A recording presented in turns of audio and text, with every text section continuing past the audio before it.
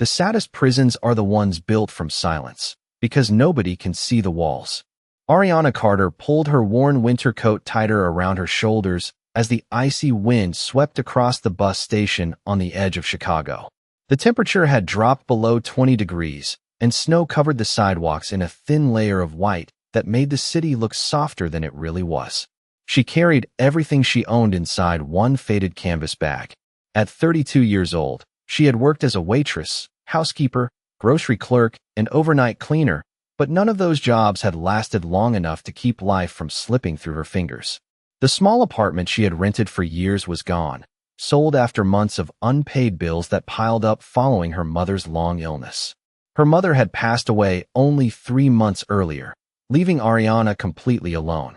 That morning she had opened her mailbox expecting another overdue notice. Instead, she found a letter from an employment agency she had almost forgotten contacting weeks before. They were looking for a live-in caregiver for a private client. The salary was more money than she had ever imagined earning, and housing was included. There was only one unusual condition. The client was Nathaniel Brooks, a billionaire businessman who had disappeared from public life after a devastating accident left him unable to walk. Rumors about him had spread across newspapers and television programs for nearly 2 years. Some people claimed he had become bitter and impossible to please. Others said he had locked himself inside his enormous estate and refused to see anyone outside a handful of lawyers and employees. Several caregivers had already quit. Ariana sat on the bus holding the letter in her hands while snow drifted across the windows. Every sensible part of her told her not to go. Wealthy people did not hire women like her unless nobody else would accept the job. But she also remembered the final conversation she had with her mother. They had been sitting beside the hospital window watching the first snowfall of winter. Her mother squeezed her hand and smiled weakly. Do not let fear decide your future. Sometimes, the hardest doors are the ones meant for you. 2 hours later, the bus stopped outside a massive iron gate surrounded by tall stone walls. Beyond the entrance stood a mansion that looked more like a private resort than a home. Snow rested across perfectly trimmed gardens, while enormous windows reflected the gray winter sky. A security guard checked her name before allowing the gates to open. As the bus drove slowly up the long driveway, Ariana noticed that not a single light seemed to shine from the upper floors of the house. It felt less like a home and more like a place where time had simply stopped. A middle-aged butler greeted her at the front entrance. His expression was polite but distant. "Miss Carter, thank you for coming. I should warn you that Mr. Brooks does not enjoy visitors." Ariana offered a quiet smile. "I am not here to be a visitor." The butler looked at her for a moment before leading her through silent hallways decorated with expensive paintings and crystal chandeliers. Everything inside the mansion was beautiful, yet somehow empty. Finally, they stopped in front of a pair of large wooden doors. The butler lowered his voice. "If you decide to leave, nobody will blame you." Before Ariana could answer, he opened the doors. Across the enormous room, near a wide window overlooking the frozen gardens, a man sat motionless in a wheelchair with his back turned toward her. The silence between them felt almost heavy enough to touch. Without looking around, the billionaire spoke in a calm, emotionless voice. "Tell me why you think you will stay when everyone else has already walked away." The room remained silent for several long seconds after Nathaniel spoke. Ariana stood near the doorway with her small canvas bag still hanging from one shoulder, looking at the man whose face she had only seen in newspapers years before. He sat motionless before the enormous window while snow drifted across the frozen gardens outside. His dark sweater and neatly pressed trousers suggested that someone still cared about appearances inside the mansion, but there was a heaviness around him that expensive clothes could never hide.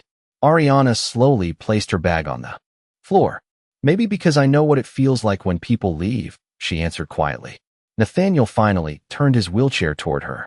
His blue eyes were calm but guarded, carrying the kind of exhaustion that came from losing more than physical strength. He looked at her for a moment before speaking again. "You should know that 3 people have already quit this year." Ariana nodded. "The agency told me." Then they forgot to mention that I encouraged them to leave. She did not answer immediately. Instead, she looked around the large room. Bookshelves reached almost to the ceiling. A fireplace burned softly in one corner, and a grand piano stood untouched beneath a crystal chandelier. Everything looked beautiful, but nothing looked lived in. "I did not come here because life has been easy," Ariana finally said. "I came because I need work, and because I promised my mother I would not let fear make my decisions." Nathaniel studied her expression, almost expecting her to look away, but she did not. The butler quietly cleared his throat. "Mr. Brooks, should I show Miss Carter to her room?" Nathaniel looked back toward the window. "If she is still here tomorrow morning, then you can show her the rest of the house." Without another word, he wheeled himself toward a side hallway and disappeared behind a pair of wooden doors. The butler let out a slow breath. "That went better than expected." Ariana looked surprised. "Really?" The older man actually smiled. The last caregiver left after less than 10 minutes. He introduced himself as Walter Hayes and led Ariana through the mansion. The house seemed endless. Long hallways displayed family portraits and awards from business organizations across the country. Yet almost every room was empty. Walter explained that Nathaniel had once hosted charity events and holiday parties for hundreds of guests before the accident. Now the mansion rarely welcomed anyone except doctors, lawyers, and physical therapists. As they reached the second floor, Ariana noticed one door standing slightly open. Inside was a sunlit room filled with exercise equipment, parallel bars, and medical devices. A folded wheelchair blanket rested neatly on a chair beside the window. Walter followed her gaze. "He spends hours here every day." Ariana looked around quietly. "Does he still believe he will walk again?" Walter hesitated before answering. "Some days he believes. Most days he simply goes through the motions because everyone expects him to." Later that evening, Ariana unpacked her few belongings inside a modest guest room overlooking the gardens. She owned only a handful of clothes, a framed photograph of her mother, and a small knitted blanket her mother had made years ago. She placed the photograph beside the bed and sat quietly for a moment. Downstairs, she could hear the faint sound of a piano key being pressed once, then silence. Curious, she walked through the dim hallway until she reached the music room. Nathaniel sat alone beside the grand piano, his wheelchair facing the instrument. One hand rested lightly on the keys, but he was not playing. He was simply staring at them. Ariana did not interrupt. She quietly picked up the folded blanket that had slipped from the back of his chair and placed it gently across his knees. Nathaniel looked up at her with surprise. She offered a small smile and turned to leave. Just before she reached the door, his quiet voice stopped her. "You are the first person who came into this room without asking me what happened." Ariana looked back at him. "I figured if you wanted me to know, you would tell me when you were ready." For the first time since she arrived, the cold expression on Nathaniel's face softened ever so slightly, and somewhere inside the silent mansion, a small crack appeared in the walls both of them had spent years building around their hearts. The next morning, Ariana woke before sunrise, a habit she had carried through years of working 2 and sometimes 3 jobs at a time. The mansion was completely quiet as she walked downstairs toward the kitchen. Outside, the first light of day touched the snow-covered gardens, covering everything in soft silver. She found Walter already preparing coffee. The old butler smiled when he saw her. "You are the first caregiver who has ever come down before I did." Ariana laughed softly. "My mother used to say the day belongs to the person who greets it first." Walter handed her a warm cup. "Mr. Brooks usually has breakfast alone in the library at 7. Ariana nodded and helped arrange a simple tray with fruit, toast, eggs, and coffee. When she carried it into the library, Nathaniel was already there, sitting beside the large window with a book resting unopened on his lap. He glanced at the tray and then at her. "Walter usually brings that." Ariana placed the tray on the table. "Walter deserves one quiet morning." Nathaniel looked almost confused by the answer. She poured his coffee and stepped back without saying another word. Several minutes passed in complete silence. Finally, Nathaniel picked up the cup and took a small sip. "You remembered I drink it black." Ariana looked at him. "I saw the untouched cup in the piano room last night." A faint expression crossed his face, something between surprise and curiosity. After breakfast, a physical therapist arrived for Nathaniel's daily exercises. Ariana stood quietly near the doorway while the session began. Nathaniel followed every instruction with calm determination, moving his arms and shoulders while attempting small exercises designed to strengthen the rest of his body. The hardest part came when the therapist helped him stand using parallel bars. Nathaniel held himself upright for only a few seconds before lowering himself back into the wheelchair. He looked away toward the window. That is enough for today. The therapist gently encouraged him to try again, but Nathaniel shook his head. I said that is enough. The room fell silent. The therapist quietly packed his equipment and left. Ariana remained standing where she was. Nathaniel stared at the floor for several moments before speaking. Go ahead. She looked confused. Go ahead and tell me I should not give up. That is what everyone says. Ariana slowly walked toward the window and looked outside at the frozen garden. When my mother got sick, the doctors told her she would never leave the hospital. Nathaniel remained silent. Ariana continued quietly. She made it home for 6 months. He looked at her. Did she recover? Ariana gently shook her head. No, but she sat in her own garden every morning and watched the birds. She told me that sometimes hope is not about changing the ending. Sometimes it is about deciding how you will live until the ending comes. Nathaniel looked away again. That sounds very brave. Ariana smiled softly. She was terrified almost every day. The silence between them no longer felt uncomfortable. It felt honest. Later that afternoon, Walter asked Ariana to help organize several boxes in an old storage room near the back of the mansion. Inside were photographs, awards, and holiday decorations packed away after the accident. As Ariana dusted off one of the picture frames, she stopped.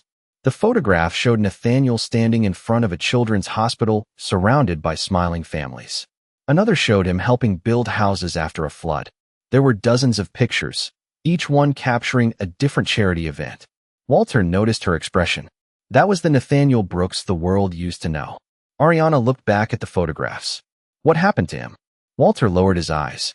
The accident took his legs. The people around him took everything else. That evening, Ariana returned to the music room and found Nathaniel sitting beside the grand piano again. Without saying a word, she walked over and placed one of the old photographs on the piano lid. Nathaniel stared at the picture of himself surrounded by children. His hand rested lightly against the edge of the frame. I almost forgot this day, he whispered. Ariana looked at him gently. Maybe the man in that picture is not gone.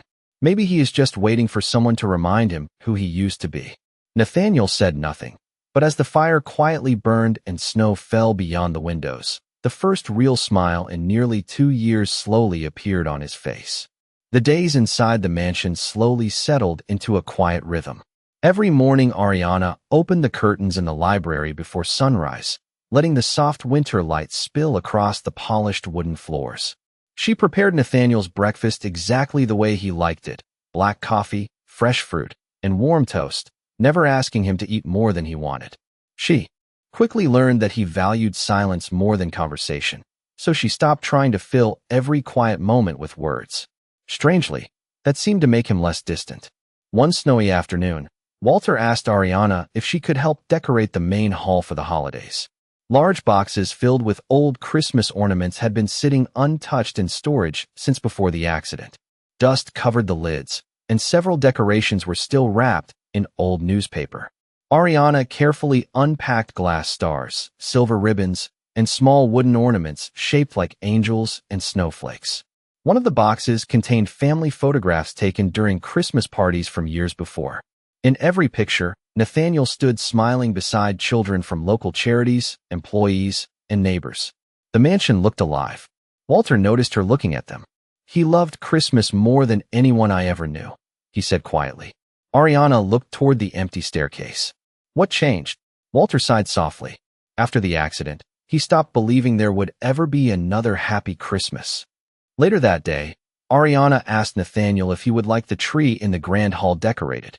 He barely looked up from the book in his hands. Do whatever you want. She smiled gently. That does not sound like permission. Nathaniel looked at her with the smallest hint of amusement. I am learning that you usually do whatever you think is right anyway. Ariana laughed quietly and spent the afternoon decorating the enormous tree. She placed the old wooden ornaments where they could easily be seen and wrapped silver lights carefully around the branches. When she finished, the grand hall no longer felt cold. It felt like a home waiting for people to return. That evening, Walter quietly wheeled Nathaniel into the hall without telling him what Ariana had done. The moment he saw the tree, he stopped moving. The lights reflected softly across the polished floor while snow drifted beyond the tall windows. Nathaniel stared at one small wooden ornament hanging near the center of the tree. Ariana noticed his expression. Is something wrong? He slowly reached toward the ornament. It was shaped like a little bird. My mother made this when I was 10 years old, he whispered. I thought it had been lost. Ariana looked at Walter, who smiled softly but said nothing. Nathaniel held the ornament gently between his fingers before placing it back on the branch. For several moments, nobody spoke.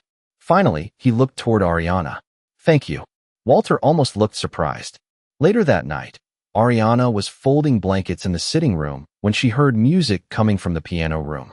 She walked quietly to the doorway and saw Nathaniel sitting beside the grand piano.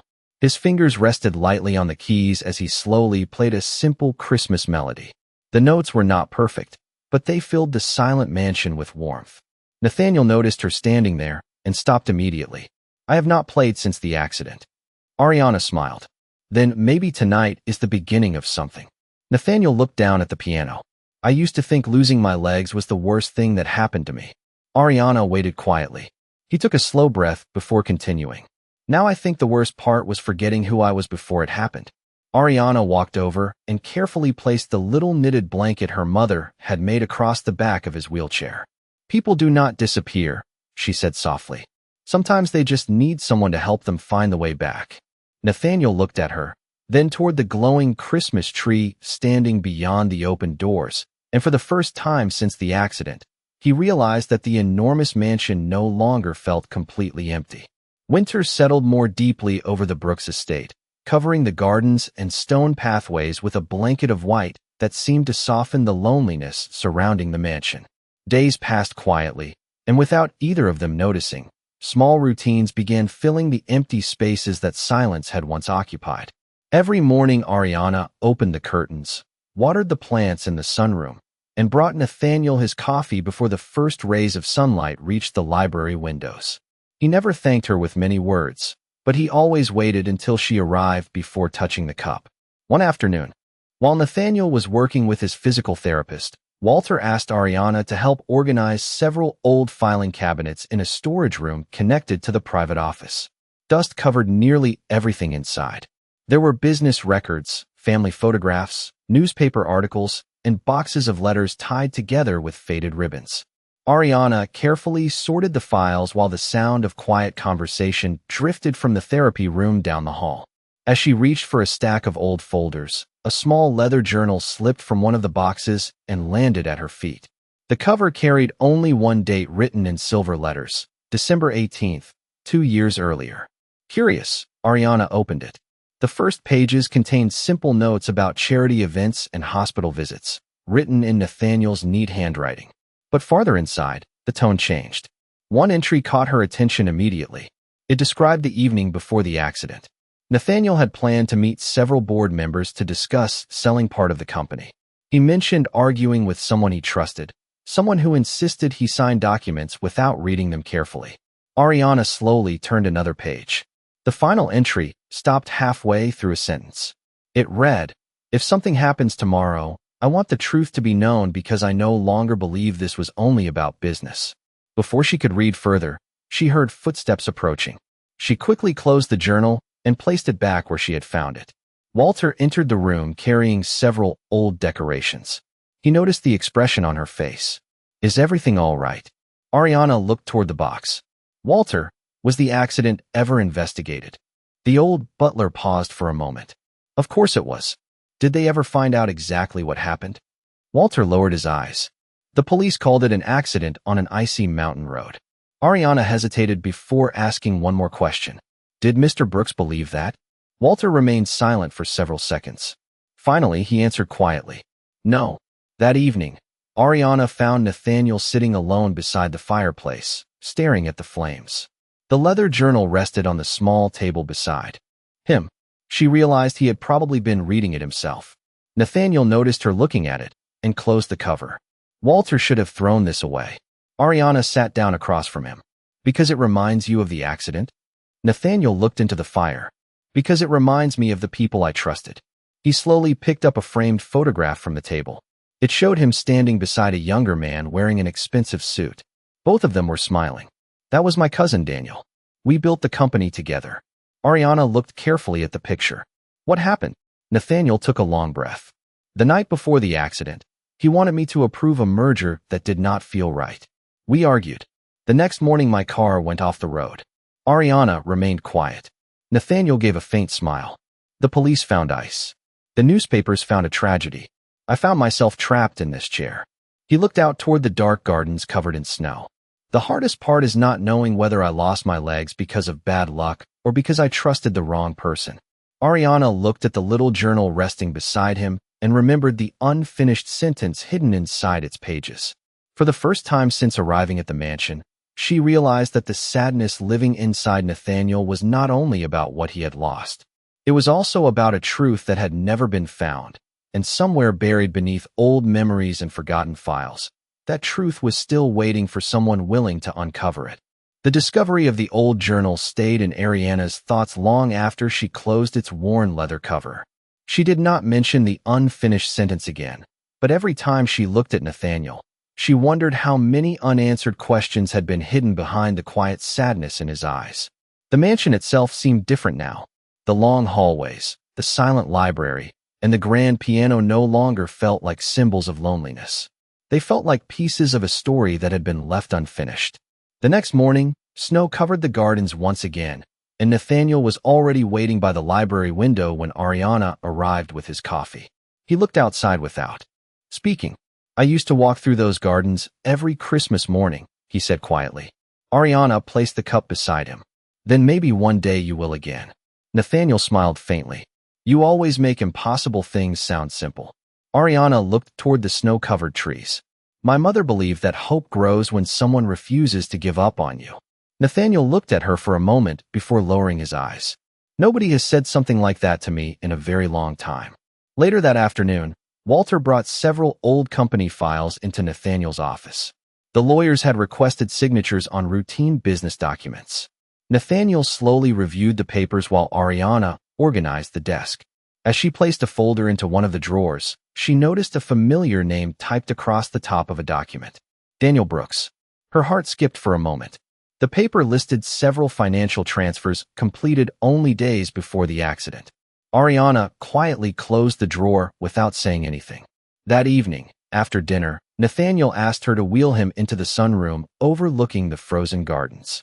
The glass walls reflected the lights from the Christmas decorations Ariana had placed throughout the mansion. For a while they simply sat together listening to the quiet sound of falling snow. Finally, Nathaniel broke the silence. Do you know why I asked the agency to stop sending caregivers after the third one left? Ariana gently shook her head. Because every person who came here looked at the wheelchair before they looked at me. Ariana turned toward him. Nathaniel continued quietly. Some pitied me. Some feared me. Some only saw the money. He looked down at his hands resting in his lap.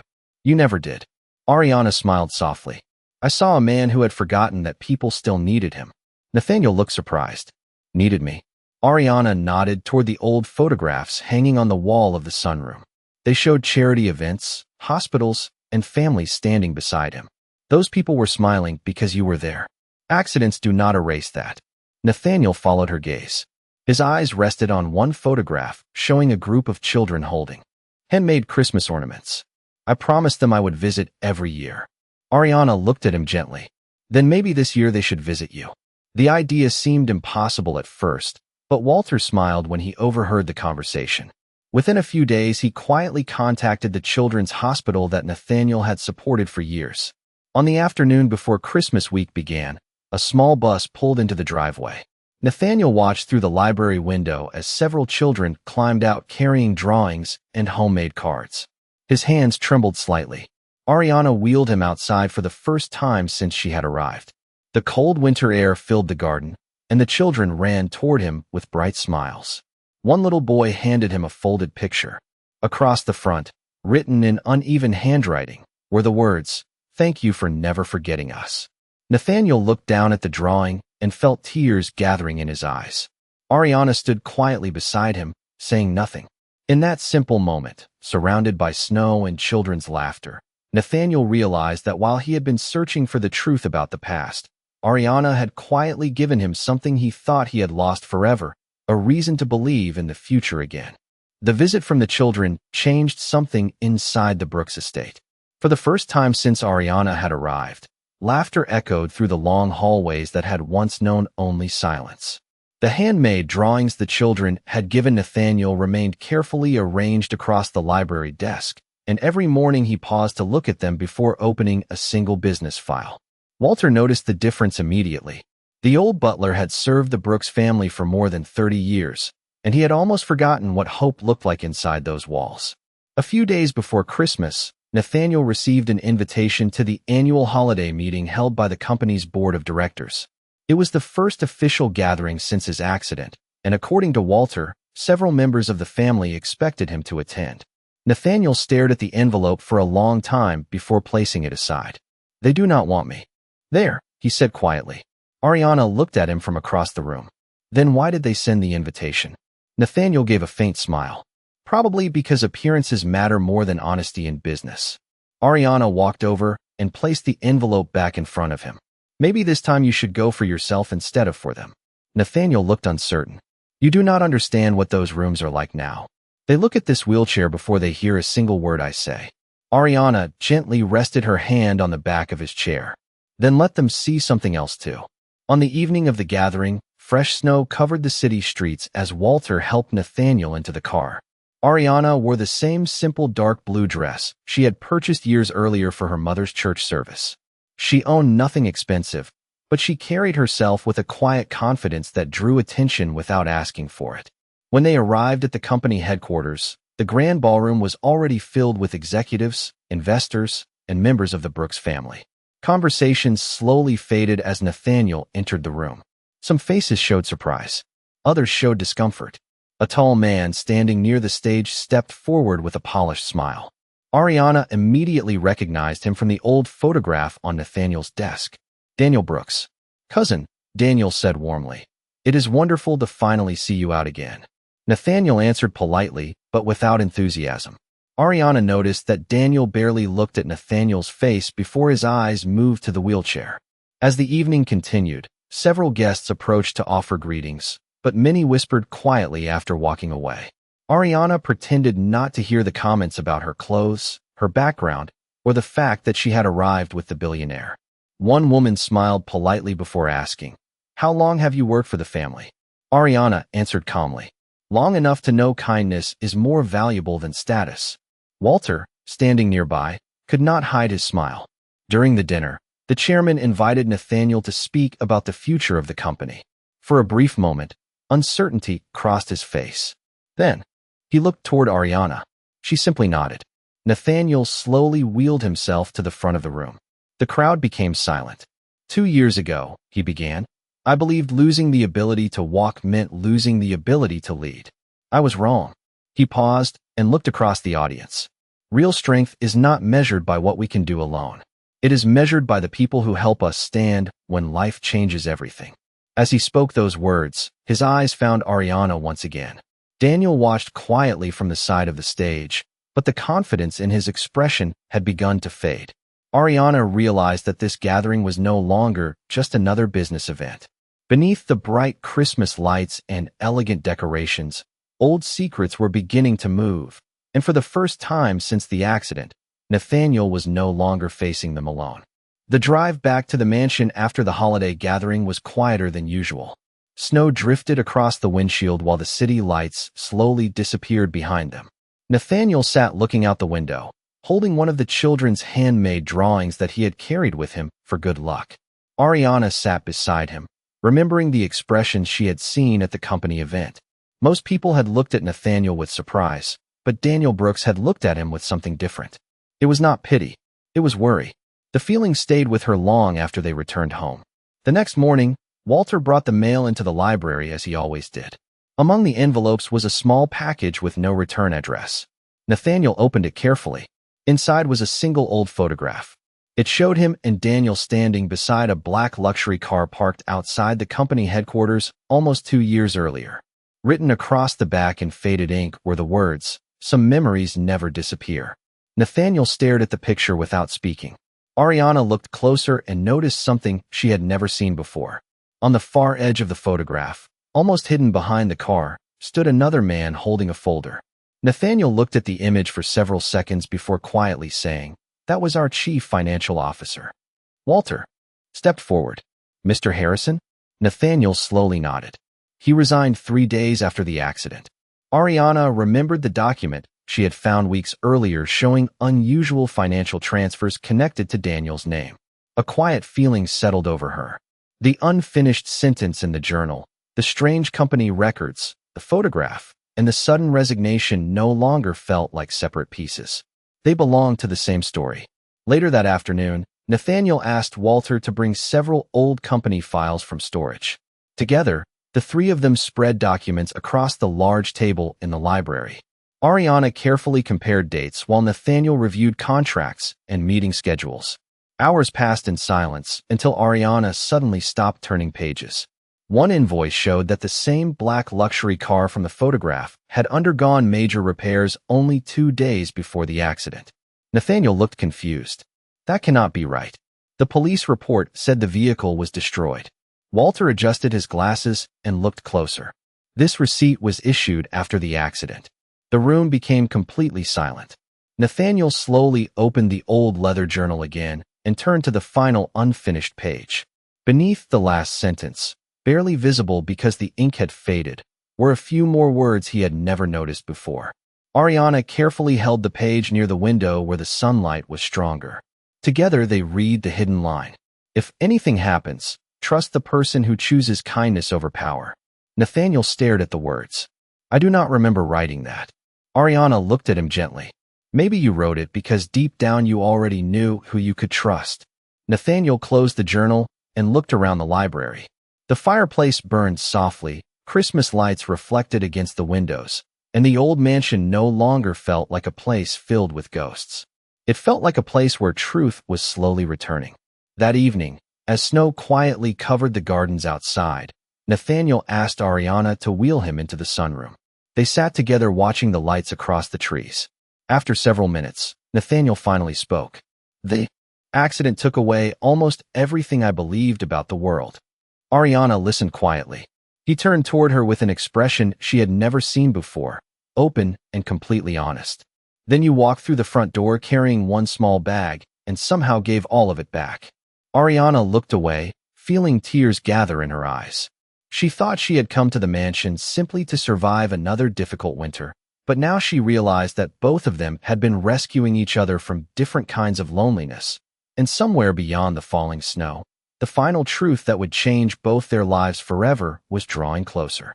Christmas morning arrived beneath a quiet sky covered with fresh snow, and the Brooks estate looked completely different from the lonely mansion Ariana had entered only a few weeks before. Warm lights glowed through every window. The great Christmas tree filled the entrance hall with soft golden colors, and children's handmade ornaments hung beside the old decorations Nathaniel's mother had once carefully placed on its branches.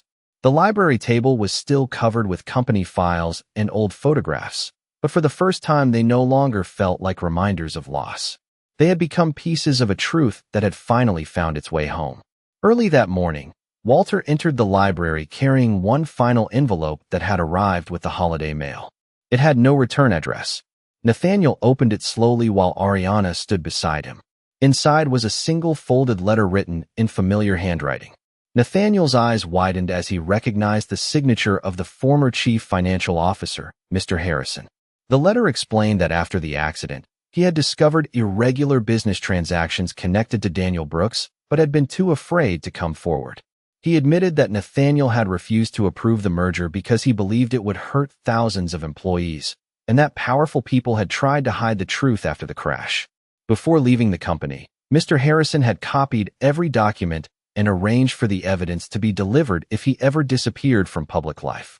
Nathaniel quietly lowered the letter. There was no anger in his expression, only relief. Ariana looked at him gently. "Now you know." Nathaniel slowly nodded. "The accident changed my life, but it did not change who I was." Walter smiled softly. "And neither did the people who betrayed you." Several hours later, a group of children from the hospital arrived at the mansion carrying small gifts and Christmas cards. They gathered around the enormous tree while laughter filled the hall once again. Ariana helped them hang the last handmade ornament, a small wooden star with the words "Hope Lives Here" carefully painted across the front. Nathaniel watched her from his wheelchair. He remembered the frightened woman who had stepped through the front door carrying only one worn canvas bag, and he realized that she had quietly rebuilt an entire home with nothing more than kindness. As the children ran into the gardens to play in the snow, Nathaniel asked Ariana to wheel him outside. The winter air was cold, but the sunlight reflected across the snow with a quiet beauty that made the whole world seem new again. They stopped near the old stone path where his mother had once planted evergreen trees. Nathaniel looked up at them and smiled. "My mother used to tell me that the strongest trees are the ones that survive the hardest winters." Ariana stood beside him, her coat moving gently in the breeze. "She sounds like someone I would have loved to meet." Nathaniel reached into his pocket and took out the little knitted blanket that Ariana had placed across his wheelchair weeks earlier. He carefully folded it and held it in his hands. "You came here thinking you were saving your own future," he said quietly, "but you saved mine instead." Ariana felt tears gather in her eyes. "You gave me a home when I had nowhere left to go." Nathaniel looked toward the mansion where Walter and the children waited beside the glowing Christmas tree. Then he looked back at Ariana. Maybe home was never the house. Ariana followed his gaze.